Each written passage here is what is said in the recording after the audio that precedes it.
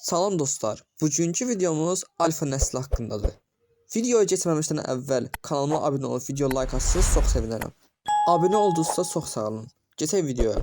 İlk öncə Roblox bağlandığı üçün ağlayan uşağa keçək.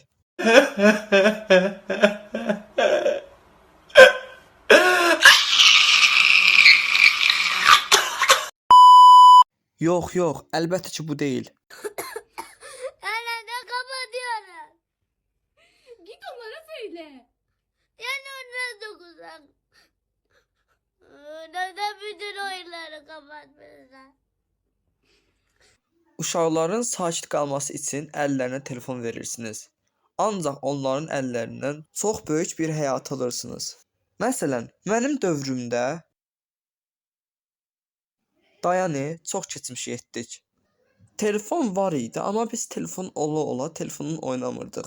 Çünki dostlarımız var idi. Həyətə düşüb futbol oynayırdıq, sonra birlikdə gəzirdik. Bir sözlə hər şey edirdik. O qədər maraqlı keçirdik ki, heç vaxt sıxılmırdıq. İndi isə əlimizdə telefon olsa belə sıxılırıq.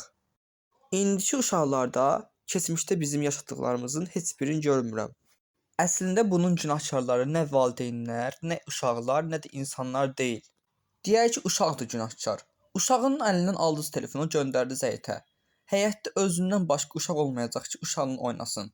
Hamının əlində bir telefon var. Mən bu yay əvvəl qaldığım yerə getdim. İndi fikirləşirdim ki, mənim yaşlı uşaqlar həyətdə oynayır. Getdim gördüm nə mənim yaşlı uşaqlar, nə də məndən balaca uşaqlar var. Həyətdə heç bir kəs yox idi. Həqiqətən də bunu gördüyümdə çox pis olmuşdum. O andan sonra bildim ki, bizim yaşadıklarımızı heç bir nəsil yaşamayacaq. Bəlkə də bundan 10 il sonra Gizlənqaç, 7 daş, Hündürə çıxdı, 11 qol kimi oyunların heç biri oynanmayacaq.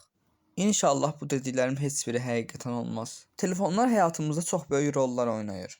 Amma sizcə, telefonlar olmasaydı, həyatımız bu qədər maraqsız, əyləncəsiz olar mıydı?